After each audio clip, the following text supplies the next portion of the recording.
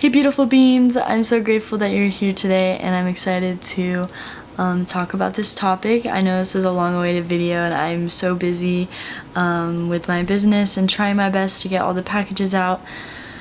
It can be really overwhelming because it's only one of me and there's a lot of you guys that want videos and information, and I'm doing the best I can to accommodate those for you guys, and I just appreciate you guys so much. And yeah, let's dive into it. So what is astral projection? So scientifically the term is psychologically having an out-of-body experience and your consciousness going to higher planes of consciousness. And these planes of consciousness I'm going to talk about a little bit later, but the first, like, some people say astral projection is lucid dreaming, but I mean, and then some people say they're two different things. So I do think they're two different things. Lucid dreaming, I think you need to master before you get astral projection, because it's a lot easier to lucid dream than it is to astral project. I do believe both are easy though, and I believe also, this is actually facts, but most people lucid dream more than astral projection, and I believe it's like 50 to 70%, and then like 15 to 25% only astral project. And also, I do think that we all astral project when we are younger and when we are more conscious, because it's a lot easier. That's when I remember astral projecting the most, like, ever. And yeah, and that could be, you know, dreams of you flying, or like it could be crazy, but yeah, that was like the gist of mine. There was a lot of flying into other places, and yeah.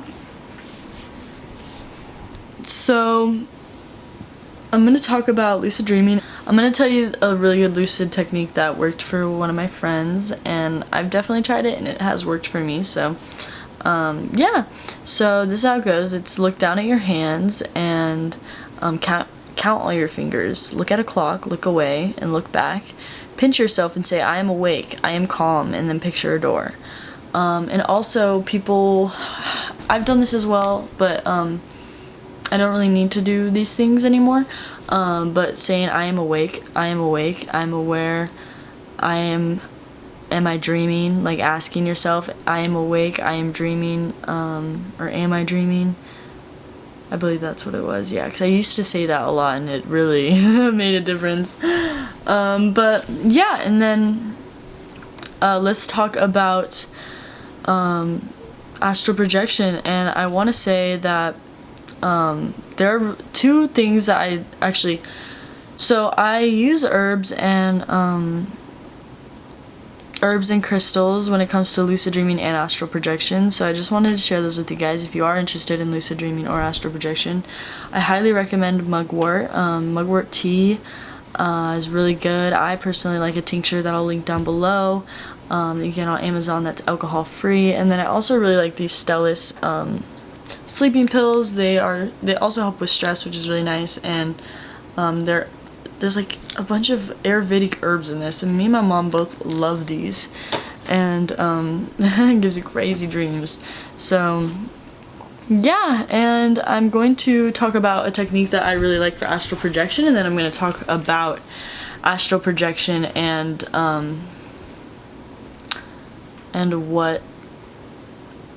what planes you can go to. So the different astral planes. But yeah, so I highly recommend meditating daily, especially if you're trying to reach astral projection.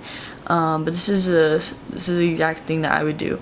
So sleep for 4 to 5 hours, wake up to a soft alarm, get up, use the bathroom, get a sip of water, and stay awake for 30 minutes. Avoid lights and walking up and down the stairs. Relax, lie down, comfortable on your back, arms at your sides. Imagine a pure white light surrounding your body. Keep your mind focused and awake.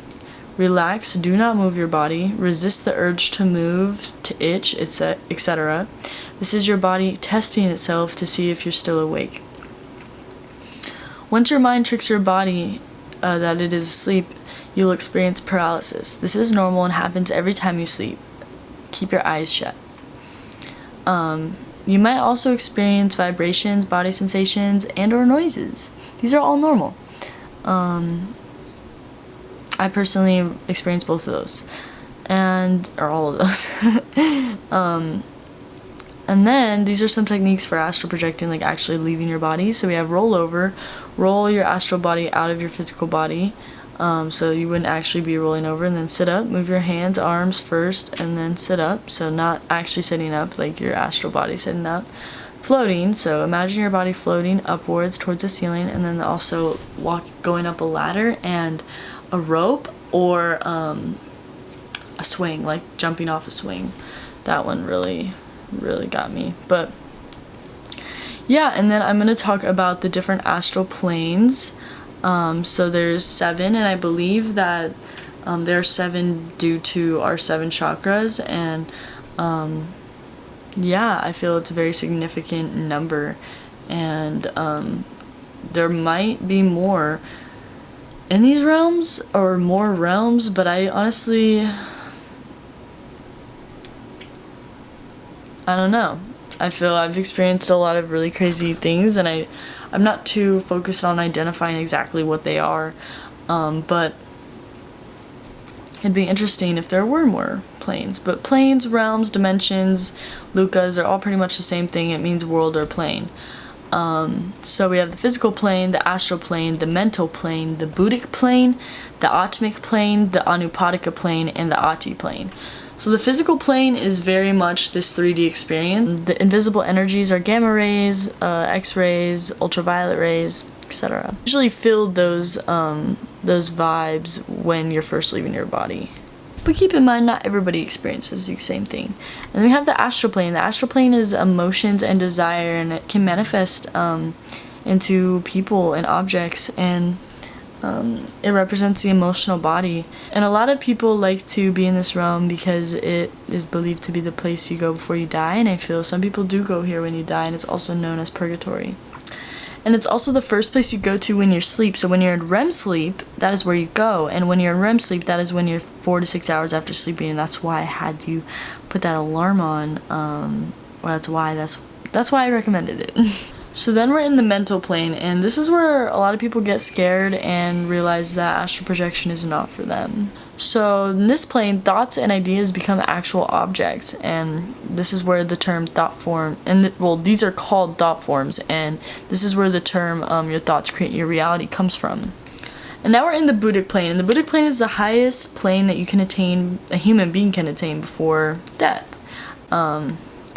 And if you have a true ego death, which I don't 100% believe in ego deaths, because our ego is not something we're trying to kill or run away from. It's a true ego death is really being aware and like not letting it overcome you and control you, and balancing out your soul and your ego. I don't really like the term ego death, because we shouldn't be trying to kill our egos, or we should be tuning into our ego and actually figuring out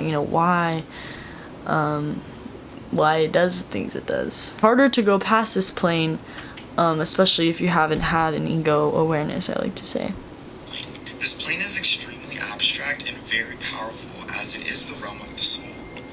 And this also is the realm of the soul, and it's extremely abstract and very powerful, very colorful as well. And it's also known to be, if you attain energy from this realm, your energy will become a lot brighter, your auric field. And that is a Buddhist belief. And then we have the atmic plane, and what we think of human, there's no human things in this plane, which can trip a lot of people out and scare people, but this isn't anything to fear. We cannot grab, talk, speak, or walk in this realm. That's okay. Everything that simply resides in this realm is simply thought. And your consciousness exists as reincarnation of realities happening all at once. And to reach this plane, you have to die. And then we have the anupadika plane, and the anupadika plane is a lot more intense than the last one. So if you thought consciousness was crazy and, unbelievable, this one is a lot more intense. So this one could drive some people insane if they don't know any knowledge or have any experience with this realm before. So realism and polarity do not exist in this realm, and gender is dissolved and everything connects as one. So then we have the ati plane, and the ati plane is known as like the godly realm and the source, like directly. And this realm is all the 6 planes combined into one. And it is the highest plane they've yet to record.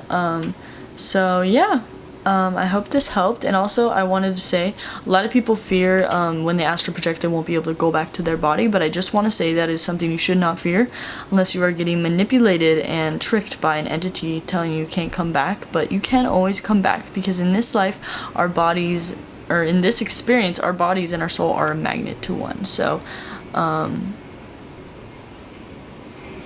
yeah, I hope that this helped you, and I hope you learned something from it. And a part of me really wants to make a meditation for it, because my aura meditation is really good. That helps you see auras and helps you connect with angels more and just everything. But I want to make an astral projection meditation as well someday, and let me know if you guys want that. I don't know how to turn my comments on in here. For some reason they won't let me. I've tried, and it's not an option to turn on my comments, so I don't know why that is. But if any of you guys know, please DM me. I'd really appreciate it. And I love you guys so much. I hope you have a blissful day, and I love you. Mwah.